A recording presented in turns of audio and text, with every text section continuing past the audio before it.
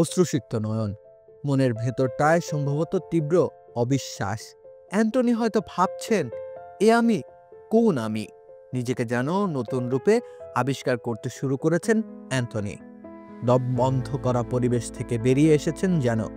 এখন বুক ভরে শ্বাস নিচ্ছেন, তাজা অক্সিজেনের প্রভাব দেখা যাচ্ছে তার পারফরম্যান্সেও। চোখ ধাঁধানো এক ফ্রিকিক গোলে তিনি রিয়াল বেতিসকে তুলেছেন কনফারেন্স লিগের ফাইনালে।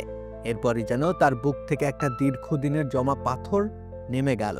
মৌসুমের মাঝপথে ইংল্যান্ড থেকে স্পেনে এসেছেন। নিজেকে ফিরে পাওয়ার অন্বেষণে তিনি রয়েছেন সঠিক পথেই। রিয়াল বেতিসের হয়ে 8টি গোল করে ফেলেছেন। উয়েফা কনফারেন্স লিগে 4খানা, লা লিগায় 4খানা, এছাড়া 5টি গোল কুড়িয়েছেন তিনি সতীর্থদের দিয়ে। কিন্তু এই মৌসুমেরই প্রথম ভাগে তিনি ছিলেন শুধু ট্রলের পাত্র হয়ে। না ছিল গোল, না ছিল কোনো অ্যাসিস্ট। সুস্বাদু বাদাম, তিল আর স্বাস্থ্যকর গ্লুকোজ সব মিলিয়ে প্রাণ পিনাট বার। প্রাণ পিনাট বার, স্মার্ট কিছু খাও। থাকবেই বা কি করে? তার যে আত্মবিশ্বাসী ছিল তলানিতে। 100 মিলিয়নের ট্যাগ গায়ে লেপটে তিনি আয়াক্স থেকে এসেছিলেন ম্যানচেস্টার ইউনাইটেডে। ঐতিহ্যবাহী ক্লাব, বড় ক্লাব, নিজের ক্যারিয়ারকে দেবেন আলাদা মাত্রা, এমন সব ভাবনাই ছিল হয়তো তার মস্তিষ্কে। কিন্তু হয়েছে ঠিক উল্টোটা। 100 মিলিয়নের চরকা, গরিবের সর্বকালের সেরা, কত শত বিচ্ছিরি ট্রলে ছেয়েছিল তার জীবন। ইংলিশ ক্লাবের অন্দরমহলেও সেসব ট্রলের প্রভাব যে পড়েনি তা বলার তো উপায় নেই। একটা সম্ভাবনার প্রদীপ নিভে যেতে শুরু করে। তার ক্যারিয়ার যখন প্রায় সমাহিত হওয়ার পথে, ঠিক সেই মুহূর্তে হাত বাড়িয়ে তাকে যেন দ্বিতীয় জীবন দিল রিয়াল বেতিস।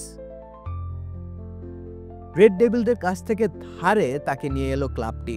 জার্সির রং পাল্টে গেল, রক্তিম সেই জার্সির ভার নেমে গেল অ্যান্টনির কাঁধ থেকে। সবুজ সাদা জার্সিতে যেন ফাগুনের হাওয়া লাগে তার মনে। এক্ষেত্রে ক্লাবও নিশ্চয়ই তাকে সেই ভরসার জায়গাটুকু দিয়েছে। কাঁধে হাত রেখে বলেছে, তুমি ততটাও খারাপ নও, তুমি পারবে।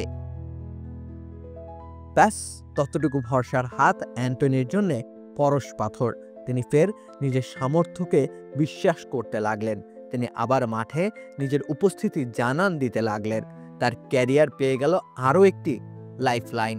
আর দ্বিতীয় জীবন পাওয়া অ্যান্টনি পুরোটা কাজে লাগাতে চাইছেন, নিজেকে উজাড় করে। বিশ্ব ফুটবলে বিস্তৃত ভুবনে তিনি নিজের একটা অস্তিত্বের ছাপ ফেলে যেতে পারবেন হয়তো।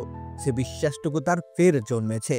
আর বাংলায় এক প্রবাদ রয়েছে, বিশ্বাসে মিলায় বস্তু, তর্কে বহুদূর। রাকিব হোসেন রুম্মান, খেলা ৭১।